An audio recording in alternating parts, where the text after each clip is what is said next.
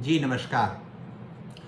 आज हम आपसे उन बिंदुओं पर चर्चा करेंगे जिस पर सामान्यतया लोगों का ध्यान नहीं जाता और लोग उसको गंभीरता से नहीं लेते हैं।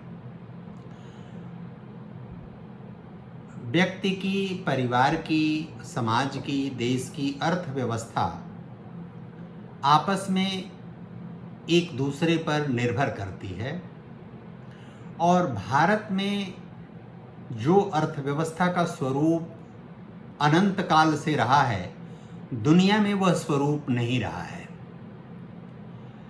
एक तो तरीका यह है कि आप जितना कमाते हो, चाहे जितना भी कमाते हो, उसमें से 70, 75, 80% ही खर्च करें और 20% के आसपास आपकी बचत, 1/5 आपकी बचत होनी चाहिए।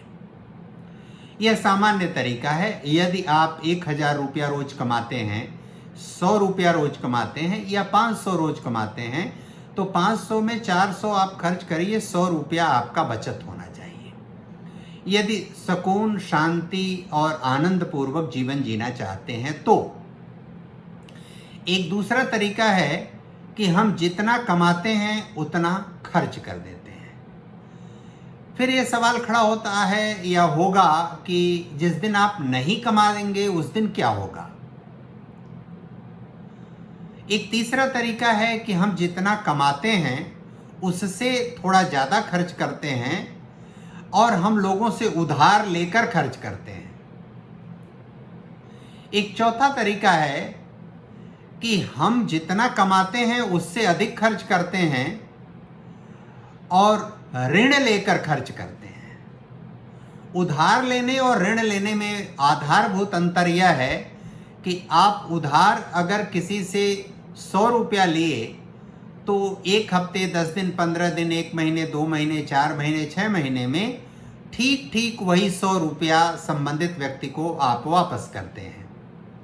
लेकिन ऋण लेने में यह अंतर होता है कि जितना आप ऋण लेते हैं उसमें तय होता है, उसमें शर्तें निर्धारित होती हैं, उसमें तयशुदा कार्यक्रम होता है कि आप इतना ले रहे हैं तो इतने दिन में आपको ब्याज सहित इतना चुकाना पड़ेगा। एक पांचवा तरीका भी है कि आप जितना आमदनी करते हैं, जितनी आय है, जितना कमाते हैं, उस पर उससे ज़्यादा खर्च करते हैं, उससे ऋण भी लेते हैं और ऋण लेने के साथ साथ वह ऋण आपको ब्याज पर नहीं, चक्रवृद्धि ब्याज देकर चुकान करना पड़ता है, उसकी भरपाई आप करते हैं। उधार लेने और ऋण लेने में ये आधारभूत अंतर है। अगर हम बचत करते हैं तो यह एक उपाय है, उधार लेते हैं तो उसके 2 उपाय हैं और तीसरा और चौथा हम ऋण लेते हैं तो एक ब्याज वाला ऋण है और एक चक्रवृद्धि ब्याज वाला ऋण है। यह जो ऋण की परंपरा है, वह ऋण की परंपरा बाजारवाद को और उपभोक्तावाद को बढ़ावा देती है और उसमें व्यक्ति नहीं रह जाता, मनुष्य की मनुष्यता समाप्त हो जाती है, संबंधों का मूल्य शून्य हो जाता है, खत्म हो जाता है। कोई पति पत्नी नहीं रहता, भाई भाई नहीं रहता, माँ बेटा नहीं रहता, बाप बेटा नहीं रहता, पुत्र पिता नहीं रहता, आदि जितने भी प्रकार के समाज में और परिवार में संबंध हैं, वे सभी संबंध समाप्त हो जाते हैं। बाकी यानी अंतिम 2 प्रकार के जो कार्य प्रणाली है अर्थव्यवस्था की, यानी पहली कार्य प्रणाली है कि आप जितना आमदनी करते हैं उसका 1/5 बचत करते हैं, लगभग 1/5 बचत करते हैं।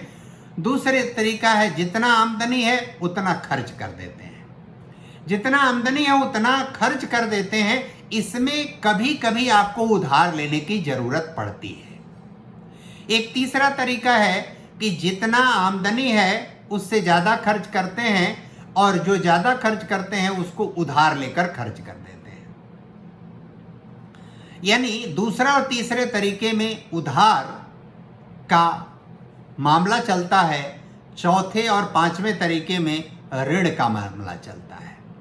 अंग्रेजी में जहां तक मुझे जानकारी है, उधार और ऋण दोनों को बारोइंग कहते हैं। यह बारोइंग का फार्मूला भारत में कभी नहीं रहा, यह विदेश से आयातित व्यवस्था है जिसको यहां बहुतायत में प्रयोग किया जा रहा है। एक बहुत महत्वपूर्ण बात है, दुनिया में ऋण की प्रथा के कारण क्रेडिट सिस्टम की प्रणाली शुरू हुई और क्रेडिट सिस्टम अब सब जगह हावी हो गया। क्रेडिट का मतलब यह है कि जो आप ऋण ले रहे हैं उसको चाहे ब्याज सहित या चक्रवृद्धि ब्याज सहित आप निश्चित या तय समय में ऋण देने वालों की शर्त के आधार पर आपको चुकाना है। आपकी उसमें कोई शर्त नहीं है। आप अगर अपनी शर्त लगाएंगे तो आपको वह ऋण प्राप्त ही नहीं होगा। आपकी शर्त पर भुगतान नहीं करना है, सामने वाले की शर्त पहले ही आपको स्वीकार कर लेनी है और उस स्वीकार शर्त के आधार पर आपको उस ऋण का ब्याज सहित या चक्रवृद्धि ब्याज सहित भुगतान करना है। अब इस भुगतान को करने की जो प्रक्रिया है, उस प्रक्रिया में उधार से अंतर यह है, उधार आपने 1 महीने के लिए लिया, उसमें व्यवहारवाद हावी रहता है। आपने आग्रह करके उसको 1.5 महीने 2 महीने आप कर सकते हैं, या 1 महीने किया तो आप पहले भी उसको भुगतान कर सकते हैं। लेकिन ऋण लेने में अगर सरकारी क्षेत्र का भारत में बैंक है, भारत का उदाहरण जल्दी समझ में आएगा, तो अगर आप पहले ऋण चुकता करते हैं तो ठीक है, कोई बात नहीं। लेकिन अगर निजी क्षेत्र का बैंक है तो पहले ऋण चुकता करने की भी पेनल्टी आपको देनी पड़ती है और उनकी शर्तों पर देनी पड़ती है। क्रेडिट सिस्टम दुनिया ने बाजारवाद और उपभोक्तावाद को बढ़ावा देने के लिए शुरू किया कि जो आप ऋण प्राप्त करेंगे उस ऋण की प्राप्ति आप भुगतान करने का आपका जो तरीका है, जो दाता के टर्म कंडीशन पर आधारित है, यदि उसके अनुसार आपने भुगतान नहीं किया, आपसे थोड़ी भी त्रुटि हुई, चाहे वो मानवीय त्रुटि ही क्यों न हो जाए, 1 दिन का भी आगे पीछे हुआ तो आपके ऊपर क्वेरी, आपके ऊपर जांच, आपके ऊपर तगादा और आपके सारी स्थिति को खराब करने की पूरी सुनियोजित साजिश होती है। आपकी विश्वसनीयता मान ली जाती है कि खत्म हो गई।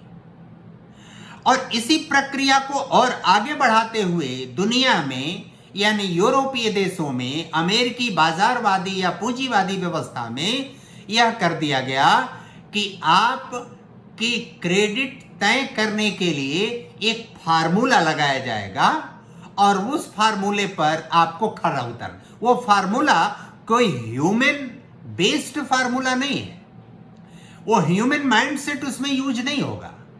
अभी तक दुनिया में, यूरोप में और संयुक्त राज्य अमेरिकी जैसे देशों में 4 तरह के फार्मूले प्राय प्रचलन में हैं और उसमें से लगभग सभी, पहले तो सिविल यानी credit information bureau India limited, जिसको CIBIL कहते हैं, वह फार्मूला लागू था और आपका सिविल ऑटोमेटिक आपको सर्च करके बैंक वाले ही बताते थे कि आपकी सिविल ठीक है या नहीं ठीक है। लेकिन और भी ऐसे फार्मूले लागू कर दिए गए, जैसे एक्सपीरियन है, इक्विफैक्स है, हाई मार्क, इस तरह की एजेंसियां हैं जो आपकी क्रेडिट रेटिंग करती हैं और उस क्रेडिट रेटिंग में आपकी मंशा अच्छी है या खराब है, आप चुकता करना चाहते हैं या नहीं करना चाहते हैं, आप भगोड़े हैं या नहीं हैं, आप दिवालिया होंगे या नहीं होंगे, इसका मूल्यांकन वहां नहीं है। आपकी क्रेडिट खराब है तो आपको ऋण दिया जाएगा, आपकी क्रेडिट अच्छी नहीं दिया जाएगा, आपकी क्रेडिट अच्छी है तो आपको ऋण दिया जाएगा। क्रेडिट अच्छा बनाए रखने का जो तनाव है मानसिक, वो व्यक्ति की अर्थव्यवस्था को और अधिक प्रभावित और दूषित करता है, व्यक्ति को ऋण जाल में और मकड़ जाल में फंसाता है और इस क्रेडिट सिस्टम के नापने का जो फूहड़, गंदा और बीभत्स तरीका अपनाया गया, उस बीभत्स तरीके ने ही क्रेडिट कार्ड को जन्म दे दिया।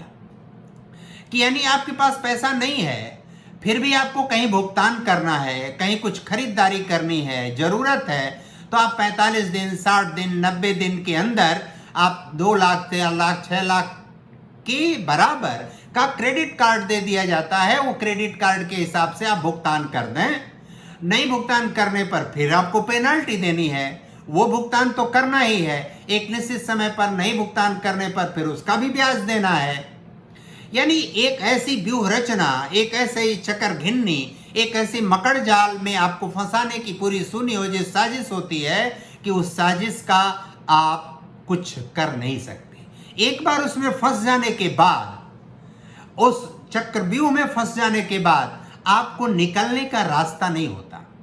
वो ठीक जुआरी की तरह होता है। जो जुआरी एक बार जुआ खेलना शुरू करता है तो सब कुछ उसका दांव पर लगता जाता है, लगता जाता है, लगता जाता है, और अंततः उसके हाथ में कुछ आता नहीं है। बीच में विनर भी होता है, फिर हारता है, विनर होता है, फिर हारता है, विनर होता है तो उसको लगता है कि अब मैं जीतता ही रहूंगा, और अंततः उसका खेल खत्म हो जाए। ये उस शराबी की तरह है जो शराबी बार बार कसम खाता है कि मैं शराब पीना या नशे की लत छोड़ दूंगा, लेकिन वो छोड़ नहीं पाता। उस दलदल में निरंतर जाता रहता है, जाता रहता है, भटकता रहता है। नशे और शराब का, जुआ का खेल जैसा यह खेल है, और इस खेल से निकलना बहुत आवश्यक है मनुष्य के लिए।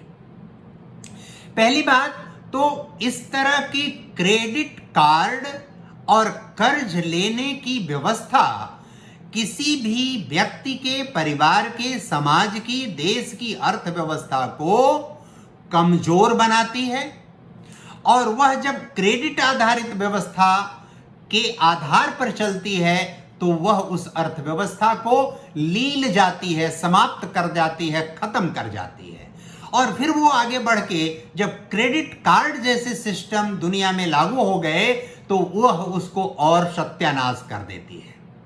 सिविल प्रणाली यानी credit information bureau India limited और एक्सपीरियन या इक्विफैक्स या हाई मार्क के जितने भी एजेंसियां हैं, ये इतनी झूठ, फ्रॉड और इतनी गल्प हैं, इतनी गंदी और घिनौनी इनकी हरकत है कि आप अपना ट्रैक रिकॉर्ड जब चेक करेंगे तो ये सही और सत्य सूचनाएं भी नहीं देती। लेकिन इनकी सूचना जो आ जाती है, आपका जो विश्वसनीय बैंक है वह उसी पर विश्वास करता है, आपके फिजिकल प्रेजेंस और फिजिकल एफिडेविट पर आपको विश्वास नहीं करता।